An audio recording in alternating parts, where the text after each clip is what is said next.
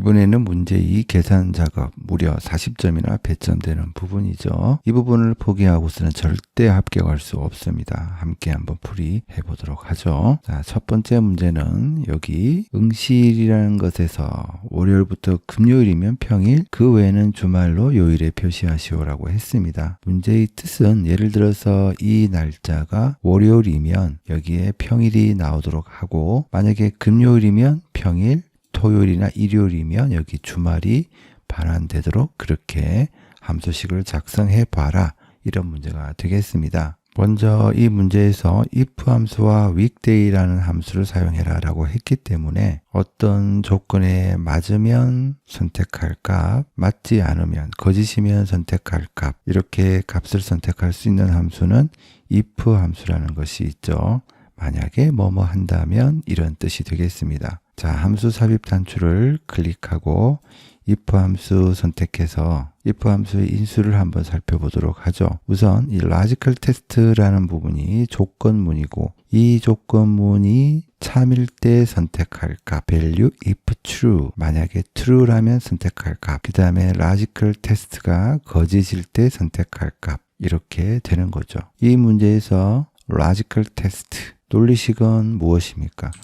월요일부터 금요일이면 이러한 조건에 맞으면 여기에 평일이 되고, 그렇지 않을 경우에는 주말이 되고, 이런 식으로 식을 작성해 주면 되겠습니다. 물론 텍스트로 값을 반환할 때는 원래 큰 따옴표를 해줘야 되는데 엑셀이 알아서 붙여주니까 그냥 넘어간 거예요. 원래는 큰 따옴표를 여러분들이 꼭 해줘야 됩니다. 이제 월요일부터 금요일이면 이라는 이 조건을 판단할 수 있는 식을 만들어야 되는데, 우리 이미 if 함수는 사용했기 때문에 남아있는 함수 weekday라는 함수를 사용해 주면 되겠죠. 문제를 보면 요일 계산 시 월요일이 1인 유형으로 지정한다, 이런 부분이 있는 것으로 보아서 weekday 함수가 관련이 있을 것으로 보입니다. 이렇게 괄호 열고 닫고 해주고요. weekday 함수 이렇게 클릭해 주면 시리얼 넘버와 리턴 타입이라는 것이 나오는데, 시리얼 넘버 인수는 날짜를 나타내는 수다라고 되어 있죠. 자, 표일에서 응시일 부분이 날짜를 나타내는 수이죠. 이렇게 클릭해 주면 되겠고요. 이와 같이 날짜를 나타내는 수가 나타나죠. 43,805라고 나오는 것은 1900년 1월 1일을 기준으로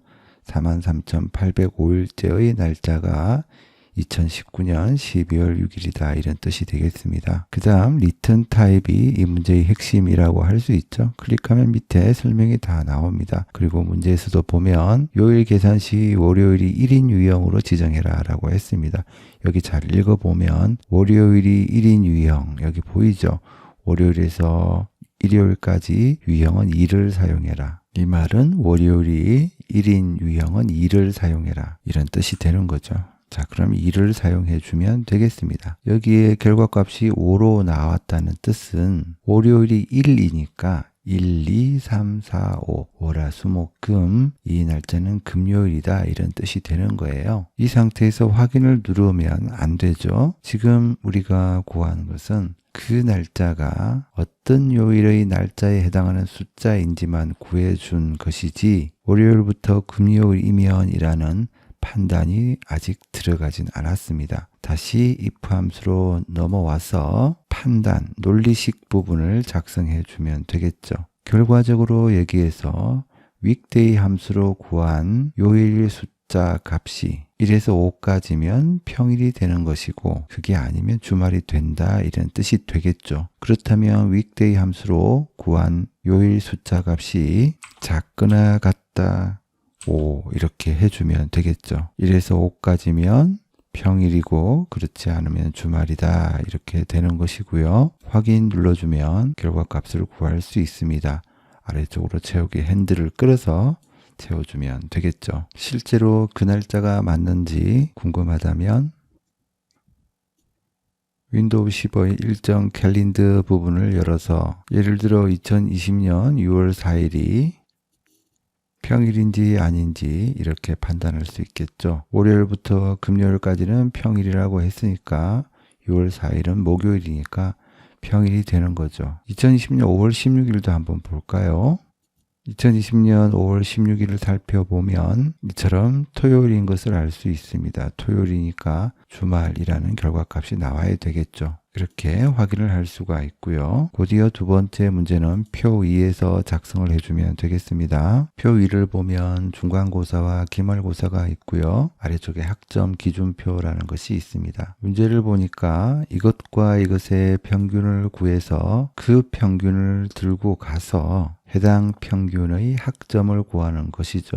예를 들어서 여기 학점이 83점이다 라고 하면 80 이상 90 미만이니까 학점 B가 여기에 선택이 되어야 되겠죠. 문제에서 사용할 함수는 average와 hlookup 함수를 사용해라. 평균을 구하기 위해서는 함수 삽입 단추를 클릭해서 average 함수 선택해 주고요. 이렇게 G3에서 H3의 평균을 구해주면 이런 결과값이 나옵니다. 확인 눌러볼게요. 자, 이 결과값을 들고 가면 이 구간에 해당하죠. 88이라는 값은 B에 해당하니까 여기에 B라는 값이 나오면 되겠습니다. 이제 average 함수는 사용했고 남아있는 함수 hlookup 함수를 사용하면 되는데 공부를 조금만 해봤으면 알겠지만 hlookup 함수는 무엇입니까? 바로 핵심 키워드는 지정한 범위의 첫 행에서 값을 찾는다. 이 부분을 명심해야 되겠습니다. 그렇다면 우리가 average로 구한 값이 바로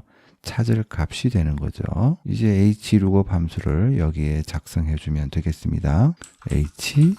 lookup 괄호 열고 이렇게 한 다음에 여기 클릭해 주고 함수 삽입 단추 클릭해 주면 hlookup에 해당하는 함수 인수창으로 바뀌게 되겠죠. 앞서 이야기했지만 average로 구한 이 값이 lookup value 찾을 값이 되고요. 이 값을 들고 찾을 범위로 가서 이 범위의 첫 행에서 값을 찾아서 해당 열의 값을 반환해서 여기에 보여주는 함수가 hlookup 함수죠.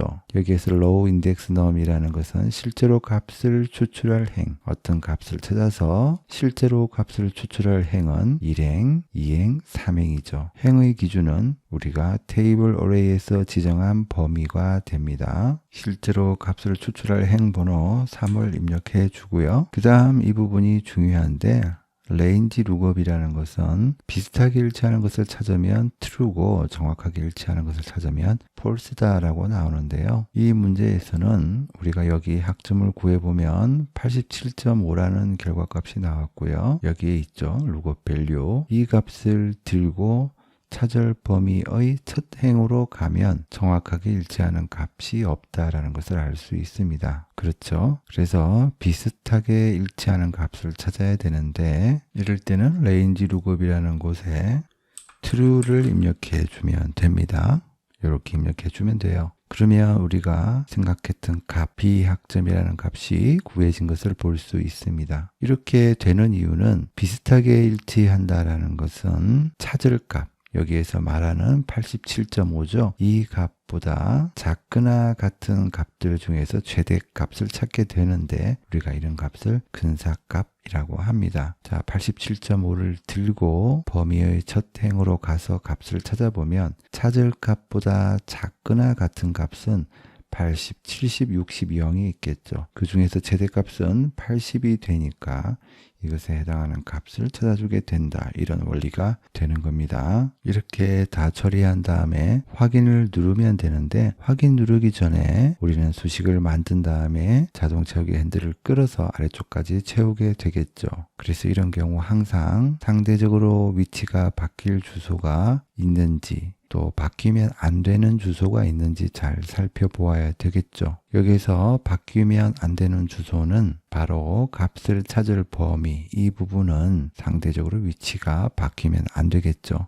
그래서 테이블 어레이 이 부분을 이렇게 범위를 지정하고 F4키를 눌러서 절대 참조 주소로 만들어 주도록 합니다. 이제 이렇게 한 다음에 확인 눌러주면 되겠죠. 이제 나머지 부분은 자동 채우기 핸들을 끌어서 채워주기 해 주도록 합니다. 예를 들어서 박진희 같은 경우에 이렇게 선택해서 보면 평균이 78이죠. 그러면 여기 C 학점에 해당하는 값 구할 수 있을 것입니다. 세 번째 문제는 표 3에서 여기 표 3이 있고요. 학과가 경영학과인 경우 학생들의 평점에 대한 평균을 D24셀에 구해라, 이런 문제가 되겠습니다. 그러니까 학과 전체에 대한 평점 평균이 아니라 여기 이렇게 경영학과에 해당하는 애들만 구해서 평균을 구해라, 이런 뜻이 되겠죠. 역시 함수에서는 그냥 평균이 아닌 조건이 있는 평균, d-average 함수를 사용해라 라고 나와 있고요. 함수 삽입 단추를 눌러서 살펴보면 알겠지만 d-average라는 함수는 지정한 데이터베이스에서 조건에 맞는 필드 값의 평균을 구해주는 함수이죠. 데이터베이스를 지정할 때는 데이터베이스의 특징에 맞게 열 이름이 선택되도록 범위를 지정해 주면 되겠고요. 실제로 평균 값을 구할 열 번호를 여기에 입력해 주면 되는데, 열 번호의 기준은 데이터베이스에서 지정한 범위를 기준으로 합니다. 지금 여기에서는 이렇게 범위를 설정하게 되니까 학과가 1열, 2열, 3열, 4열이니까 필드에 4라고 적어주면 되겠습니다. 그 다음 크라이테리아에 조건을 입력해 주면 되겠죠. 여기에서 조건이라는 것은 별게 아니라 학과가 경영학과인 경우 이렇게 될 겁니다. 조건은 조건을 지정하는 특정한 셀 범위를 만들어서 그곳에 입력하면 되는데요. 이 문제에서는 이 부분에 조건을 작성해 줘라 라고 했기 때문에 그대로 입력해 주면 되겠습니다. 이럴 때는 여기 학과라는 부분, 열 이름이죠. 얘를 컨트롤 C를 눌러서 복사한 다음에 조건의 열 이름 부분에 컨트롤 V에서 붙여넣기 해주고요. ESC 눌러서 선택 해제. 학과가 경영학과인 경우라고 했기 때문에 경영학과 복사해서 다시 여기에 컨트롤 V에서 붙여넣기 하고 ESC 눌러서 선택 해제해 주면 되겠죠. 이렇게 조건을 만들어 주게 되면 데이터베이스 범위의 열 이름을 사용해서 그 열 이름에 해당하는 특정 조건의 값을 검색할 수 있게 됩니다. 이제 d-average 함수를 사용해서 값을 구할 수 있겠죠. 함수 삽입 단추를 클릭하고 d-average 함수 선택한 다음에 데이터베이스 범위는 열 이름이 선택되도록 이렇게 선택하라 라고 했죠. 그 다음에 필드라는 부분은 열 번호를 입력해도 되고 열 이름을 그대로 입력해 줘도 됩니다. 자, 이렇게 한 다음에 크라이테리아 조건을 입력해 주면 되는데, 조건 범위는 이렇게 열 이름과 해당 조건이 모두 포함이 되도록 선택해서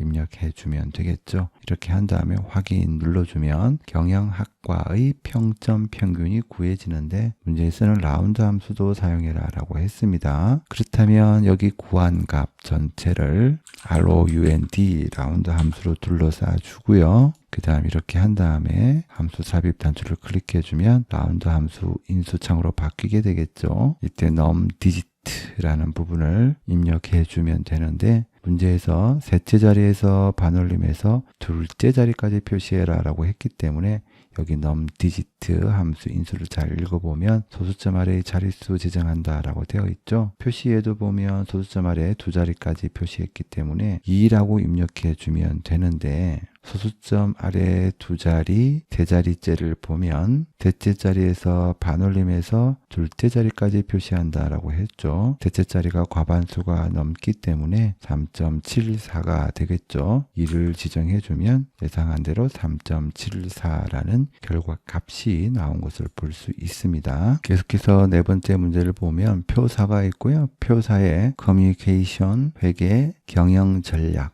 이렇게 있는데, 여기에서 모두 70 이상인 학생 수를 D37셀에 계산하시오라고 했습니다. 학생 수, 인원수, 개수를 구하는 것이니까 카운트에 관련된 함수다라는 것은 알 수 있고요. 이 문제에서는 커뮤니케이션도 70 이상이어야 되고, 회계도 70 이상이어야 되고, 경영 전략도 70 이상이어야 되죠. 말하자면 유창상 같은 학생, 최경철 같은 학생, 임장미 같은 학생, 이런 학생이 여기에 총 인원수로 구해져야 될 것입니다. 그렇다면 조건이 몇 개예요? 조건이 3개잖아요. 커뮤니케이션도 70 이상이어야 되고, 회계도 70 이상이어야 되고, 경영 전략도 70 이상이어야 됩니다. 단순하게 조건에 맞는 개수를 구할 때는 count if 함수를 사용하면 되는데, 다중 조건이 필요하기 때문에 이럴 때는 복수형이 붙은 count if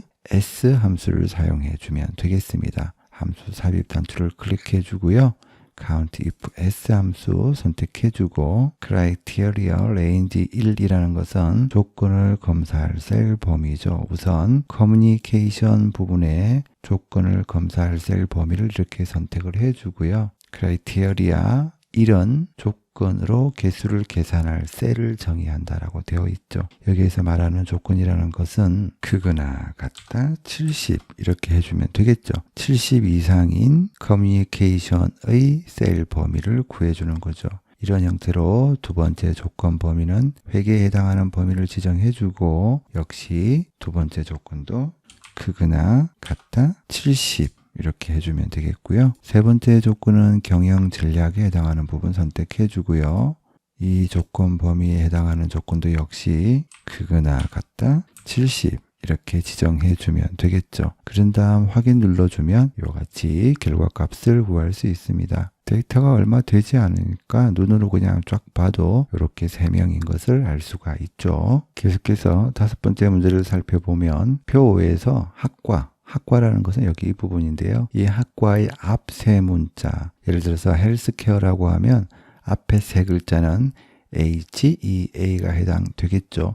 이 세 문자와 입학일자의 연도라는 것은 2018 이 부분을 말하는 것이겠죠. 이것을 이용해서 입학 코드로 표시를 해라 라고 했습니다. 표시 예를 보니까 학과에서 앞에 세 글자와 입학일자의 연도를 붙여서 표시를 했는데 그냥 그것으로 끝이 아니라 여기 보면 앞에 세 글자가 공교롭게 모두 대문자인데 입학 코드에 표시할 때는 앞에 한 글자만 대문자가 되도록 그렇게 표시를 해라 라고 했습니다. 자, 우선 우리 학과에서 앞에 세 글자, 결국 왼쪽 세 글자를 뽑아내기 위해서, 추출하기 위해서 필요한 함수는 뭘까요?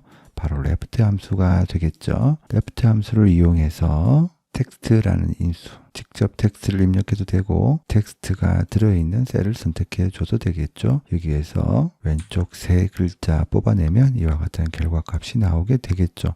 확인 눌러줄게요. 이렇게 한 다음에 자동 채우기 엔드를 끌어서 채워보면 이와 같은 결과값이 나오게 될 겁니다. 그 다음 결과를 구할 첫 행에서 다시 이번에는 입학일자에서 연도를 이용해서 앞에서 left로 구한 문자와 붙여주면 되겠죠. 문제를 잘 보면 AND 연산자라는 부분이 보이죠. 텍스트와 텍스트를 결합할 때 사용되는 연산자이죠. 이렇게 AND 연산자 해주고요. 입학일자에서 연도만 구하고 싶다면 year이라는 함수를 이용해 주면 되겠죠. 여기에 보면 시리얼 넘버, 날짜에 해당하는 숫자를 넣어주면 되겠죠. 바로 입학일자 부분이 될 거고요. 괄호 닫고 함수를 완성해 주면 되겠습니다. 엔터 눌러보면 이처럼 왼쪽 세 글자와 날짜 데이터에서 year, 연도 정보만 추출해서 나온 것을 볼 수 있습니다. 자, 아래쪽으로 채우기 핸들을 끌어서 이렇게 채우면 되겠죠. 그러나 이것으로 끝이 아니라고 했죠. 문제에서 앞에 있는 여기 HEA가 모두 대문자로 되어 있는데 첫 글자만 대문자로 하고 이 A 부분은 소문자가 되었으면 한다라고 했고요.